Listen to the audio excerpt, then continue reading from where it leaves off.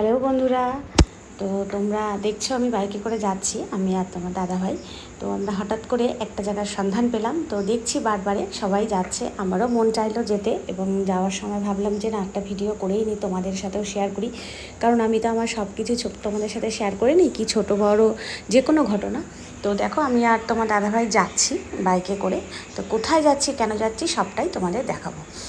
এই দেখো, এটা হচ্ছে একটা ক্যালকাটা মেডিকেল কলেজ, হোমিওপ্যাথি। তো এই যে এই দিকটা দেখছো, এই কিছুটা গেলেই দেখা যাচ্ছে সুখিয়া স্ট্রিট।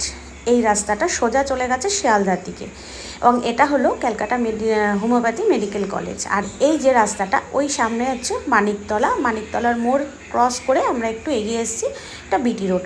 আর এই সাইডটা হচ্ছে সুখিয়া স্ট্রিট, ঠিক তার মাঝখানেই কিন্তু এই হোমিওপ্যাথি মেডিকেল কলেজটা। এবং তার পাশেই একটা সরু মতন একটা গলি আছে। দেখছো এখানে তোমাদের দাদাভাই দাঁড়িয়ে আছে, ফুলমালা বিক্রি করছে এই দিদিভাইটা।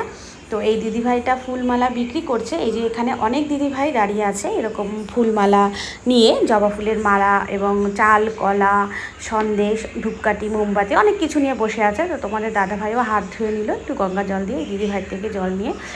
এই দিদিভাইয়ের থেকেই আমরা কিনে নিলাম পদ্ম ফুল, শিব ঠাকুরের মাথায় দেওয়ার আকন্দ ফুল, জবা ফুলের মালা, আতপ চাল, মিষ্টি, সমস্ত কিছু নিয়ে নিলাম। এবার নিয়ে তো নিলাম, তোমরা তো বুঝতেই পারছো নিশ্চয়ই আমি কোনো মন্দিরে যাচ্ছি। তো কোন মন্দিরে যাচ্ছি? আমি যাচ্ছি কলকাতা জীবন্ত কালী মার মন্দির।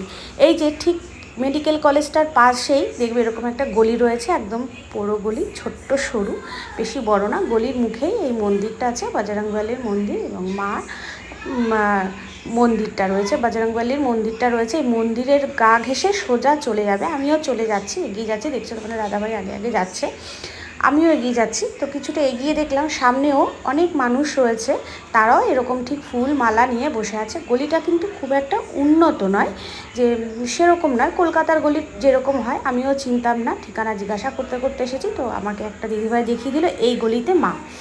এই যে মা, এই মা হচ্ছেন জীবন্ত কালী মা, শ্যামসুন্দরী মা। এই মায়ের নাম হচ্ছে শ্যামসুন্দরী। এই শ্যামসুন্দরী মায়ের কথা শুনে শুনে আমার মনে একটা ভক্তি এসেছে যে না, এই মাকে এবার দর্শন করতে যেতেই পারি।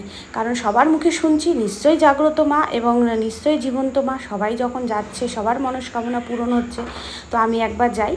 তো এই গলিতে ঢুকতেই এখানে একটা ছোট্ট কাউন্টার আছে, এই দিদিভাইটা রয়েছে এই কাউন্টারে। এই কাউন্টারে আমি যে পুজোর উপকরণগুলো এনেছিলাম, সেই উপকরণগুলো এখানে জমা দিতে হবে।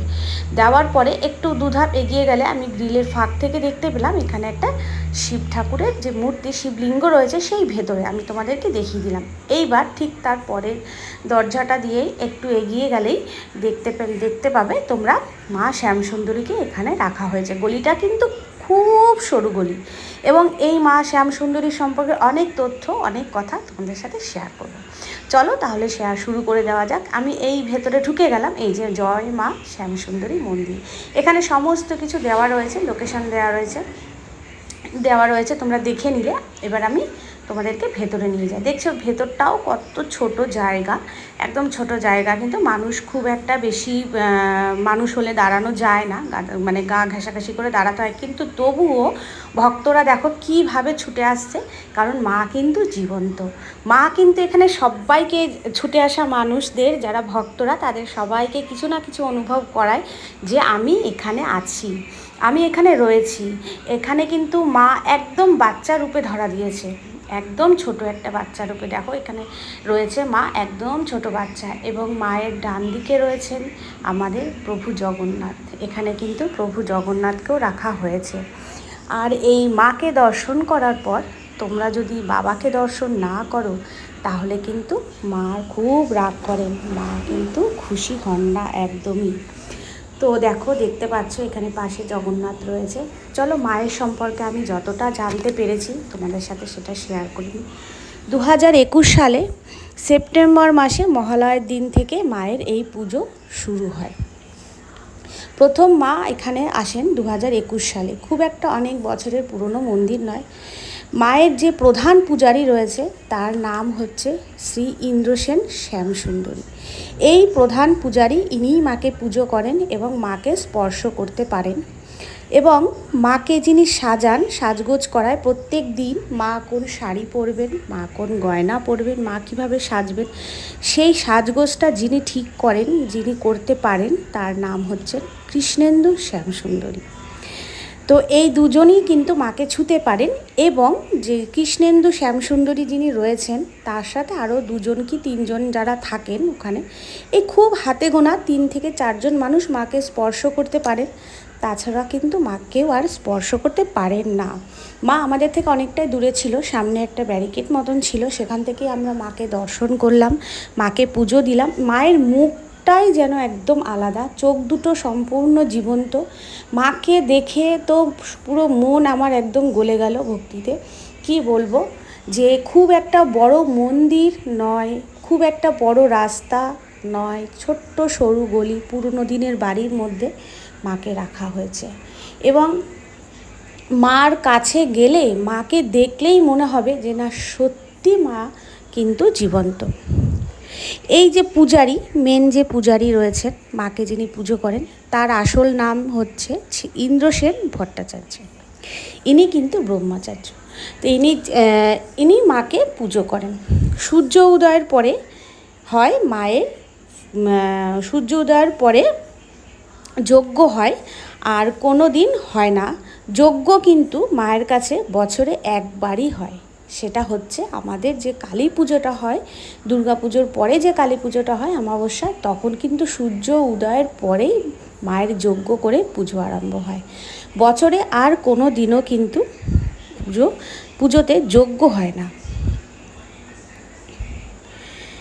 এবং অক্ষয় তৃতীয়ার দিন কিন্তু মাকে সবাই ভোগ দিতে পারে। আমরা অনেকেই ইচ্ছে করি, মন চায় মাকে একটু ভোগ দিই, তো আমরা যে কোনো দিন কিন্তু গেলেই মাকে ভোগ দিতে পারবো না। আমরা আমার বাড়ির থেকে যা খুশি আমার মন চাইবে, একটু ফেনা ভাত হলেও দিতে পারবো, পায়েস করেও দিতে পারবো, মাকে খিচুড়ি করেও দিতে পারবো, মাকে পোলাও করেও দিতে পারবো।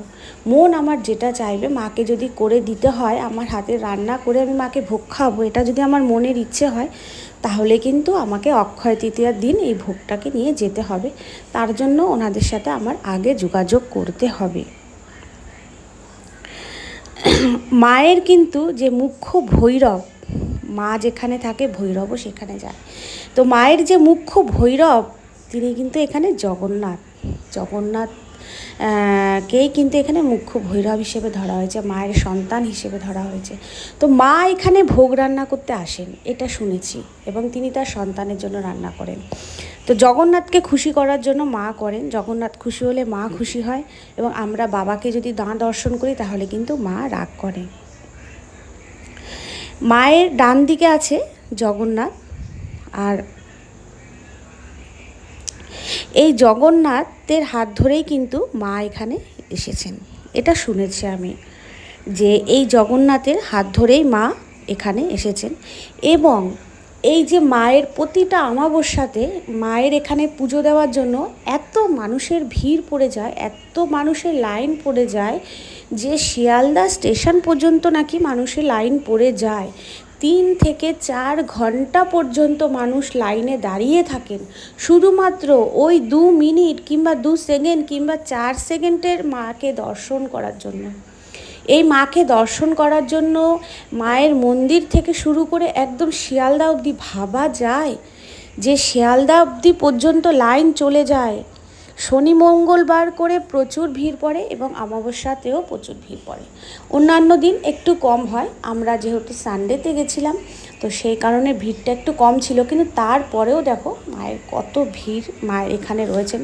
এবং মায়ের সকালের পুজো 1:30 পর্যন্ত এখানে পুজো দেওয়া যায়, তারপরে কিন্তু সম্পূর্ণ বিনামূল্যে এখানে ভোগ খাওয়ানো হয়। এই সম্পূর্ণ বিনামূল্যের ভোগ খাওয়ানো হয় দুবেলা মায়ের এখানে সম্পূর্ণ বিনামূল্যে ভোগ খাওয়ানো হয়। এবং সন্ধেবেলা 6টা থেকে 6:30টার মধ্যে মায়ের সন্ধে আরতি আরম্ভ হয়ে যায়, তারপরে পুজো হয়, তারপরে 7টা 7:30টার পরে গিয়ে মায়ের ভোগ বিতরণ শুরু হয়। তো আমরা যদি এখানে পুজো দেই, সেই যে মায়ের পুজোর যে আমাদের যে পুজোর প্রসাদ, যেটা আমরা ভোগটা নেব, আমাদের তাহলে 8টা পর্যন্ত কিন্তু ওখানে অপেক্ষা করতে হবে। এবং পেট ভরে খাওয়ানো হয়, কোনো মানুষ যাতে অভুক্ত না যায়, এবং কোনো পরিমাপ অনুযায়ী রান্না করা হয় না, কি আজকে 2 কেজি চালের, কি আজকে 4 কেজি চাল, কি আজকে 5 কেজি চাল, এরকম কোনো মাপের রান্না হয় না। কিন্তু কোনো দিন 500 লোকও হচ্ছে, কোনো দিন 5000 লোকও হচ্ছে, কোনো দিন আবার 100 লোকও হচ্ছে। কোনো দিনও মায়ের ভোগে কম পড়েনি, অপচয়ও হয়নি, সবই মায়ের দয়া, তাই না?